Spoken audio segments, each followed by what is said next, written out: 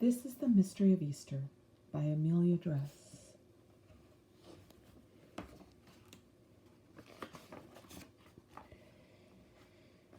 There once was a man who loved enough to change the world.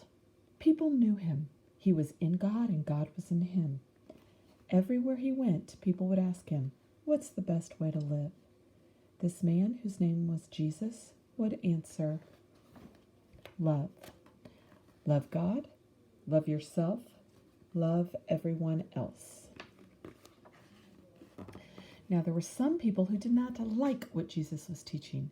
They did not want to be told to love God, to love themselves, and to love everyone else. It's a very hard thing to love that big. Instead of learning this hard thing, they decided to have Jesus killed.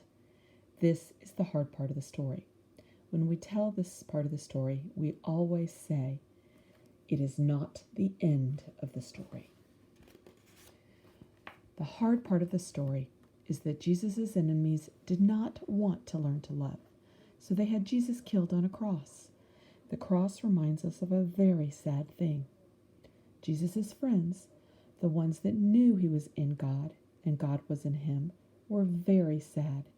They remembered how they felt when Jesus was around, like God was with them too, and their hearts were broken.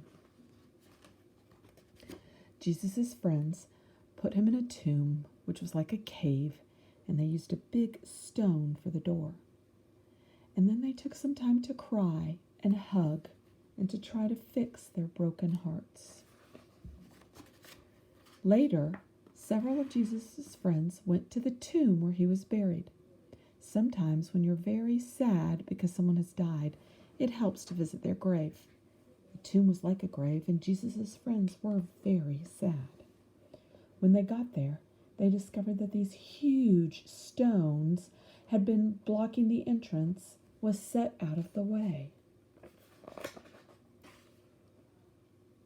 Inside, they saw a man dressed in a white robe who said to them, "Do not be afraid. You're sad, but here's the good news. Jesus is alive again." This is a mysterious story. This is the story that changes the cross. It still reminds us of a sad thing, but now it also reminds us of a good, important thing. Now it reminds us that no matter what happens, no matter how hard things are, we are with God, and God is with us.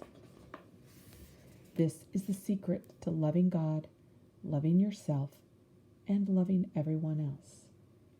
God is always with you. The end.